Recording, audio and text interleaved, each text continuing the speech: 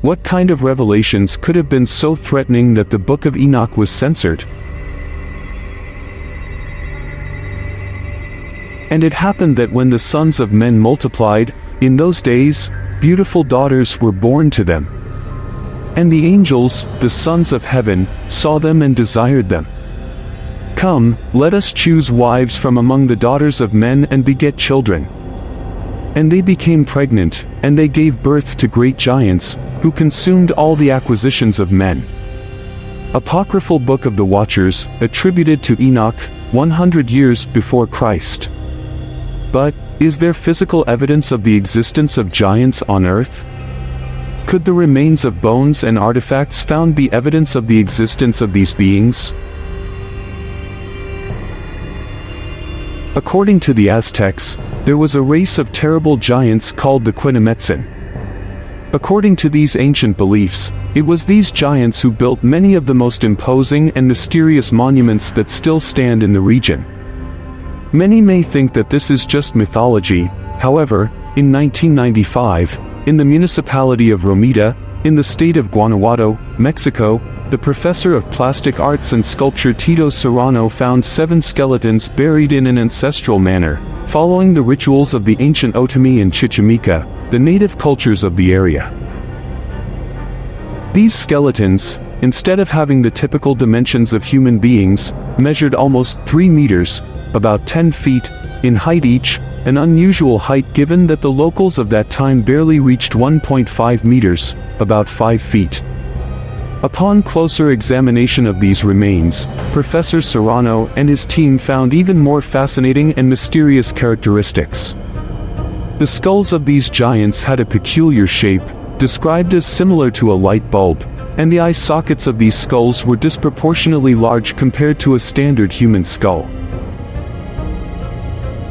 Additionally, researchers discovered that the Quinametsin giants had long and uniform toes, in marked contrast to the typical descending arrangement of human toes.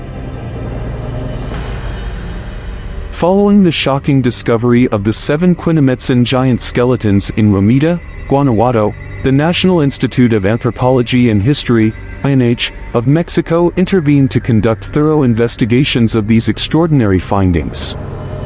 Despite the importance and revolutionary potential of these skeletons, current local authorities have shown an inexplicable disinterest, almost as if they were motivated to keep buried the secrets that these ancient remains could reveal. This disinterest, far from being a simple lack of attention, seems to be part of a larger, darker plan. What are these authorities trying to hide? Why do they want to keep secret the truth that lies buried alongside these giants of ancient times? Since the early 20th century, a conspiracy theory has surrounded the discoveries of giant skeletons in the United States. Reports of discoveries of colossal skeletons, with heights ranging from 3 to 4 meters, have been the subject of fascination and mystery. Elongated skulls and disproportionately long limbs have puzzled researchers. According to this conspiracy theory, the New York Times had reported on these findings in the remotest corners of the United States. From 1856 to 1940, headlines told stories of astonishing excavations and enormous skeletons. However, what has most intrigued researchers is the mysterious disappearance of these findings from historical records. Leaked statements from internal sources suggest that senior Smithsonian officials ordered the destruction of incriminating evidence to protect the established narrative. What we cannot deny is that around the world, multiple cultures, with no connection to each other, have spoken about the existence of giants. Even during the era of conquests, in the earliest existing maps, territories were marked as land of giants, as is the case with Patagonia. In modern times, the tallest man in the world recorded by the Guinness Book of Records was the American Robert Pershing Wadlow, with a height of 2.72 meters and a weight of 199 kilograms. At the tender age of 5, Robert was already 1.69 meters tall.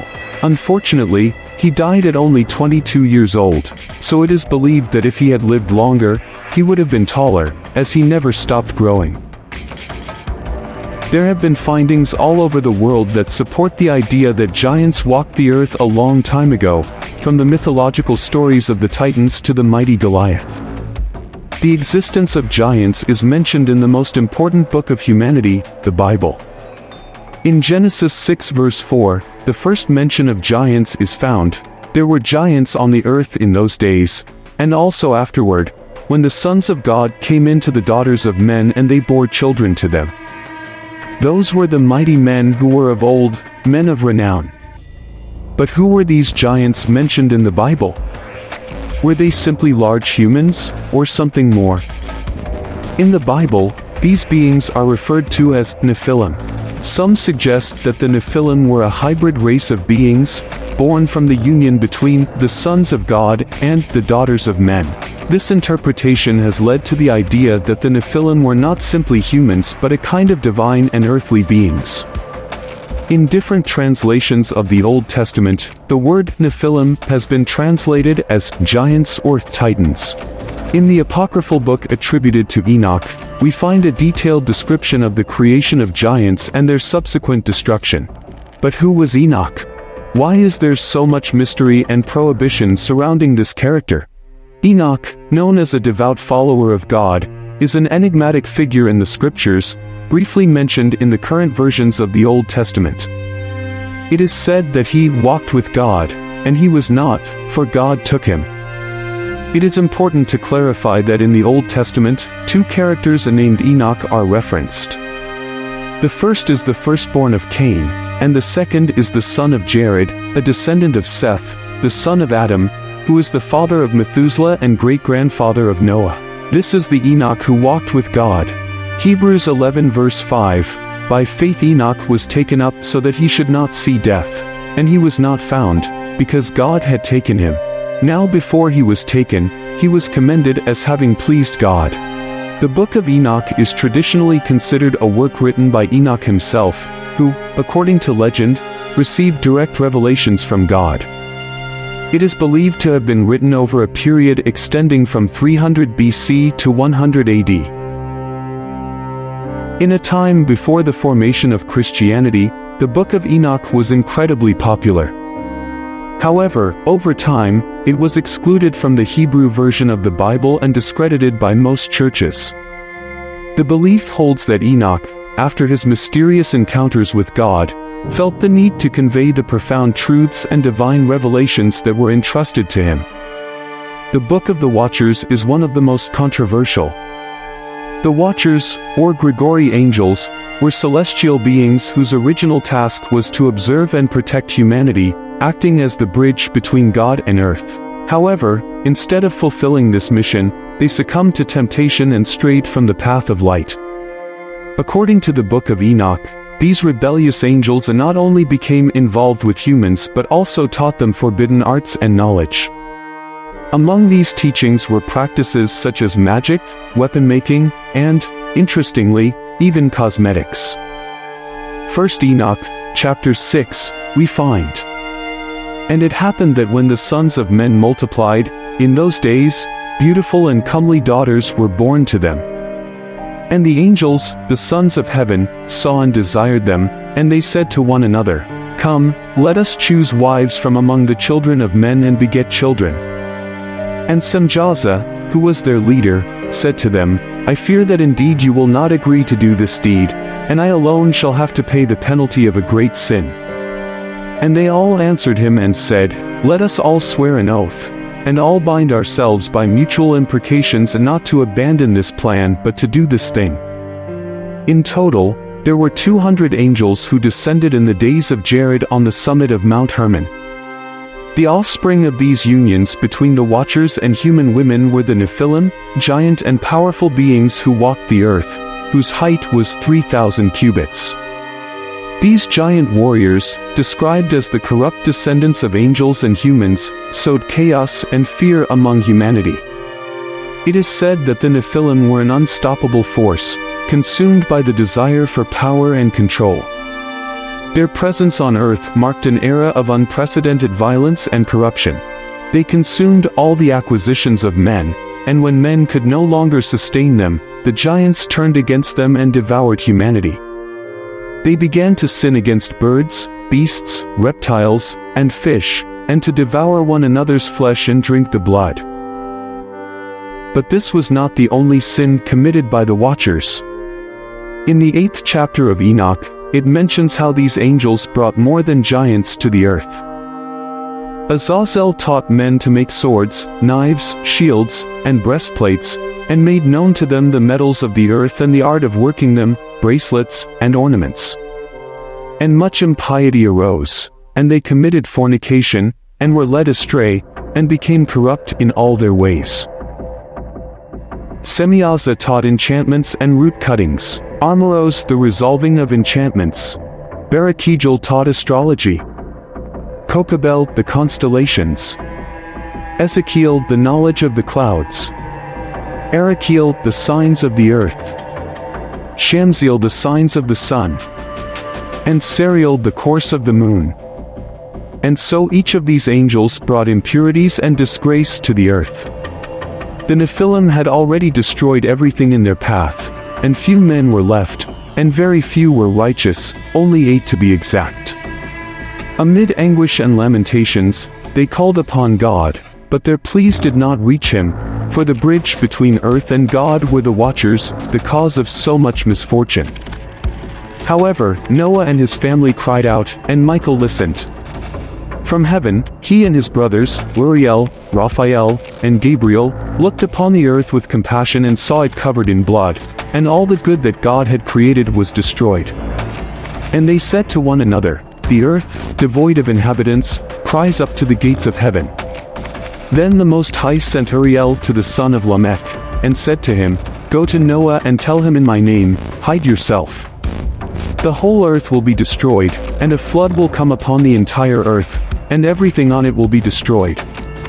And now instruct him so that he may escape and his descendants may be preserved for all generations of the world." And again, the Lord said to Raphael, "Bind Azazel hand and foot, and cast him into the darkness, and make an opening in the desert, which is in Uriel, and cast him therein. And place upon him rough and jagged rocks, and cover him with darkness, and let him abide there forever, and cover his face that he may not see light.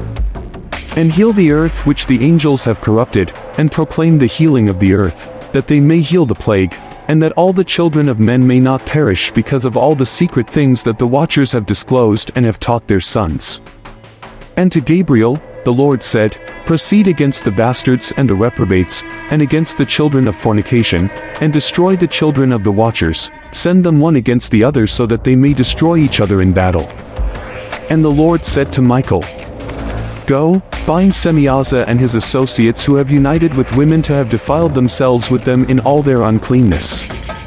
And when their sons have slain one another, and they have seen the destruction of their beloved ones, bind them for 70 generations in the valleys of the earth until the day of their judgment and of their consummation." According to the theory presented in the Book of Enoch, the Nephilim and their unchecked violence were one of the main reasons behind the divine wrath that unleashed the flood upon the earth. Their presence was a cancer to humanity, pushing the earth to the brink of the abyss. In an act of purification and redemption, God decided to cleanse the earth of the evil and corruption that plagued it.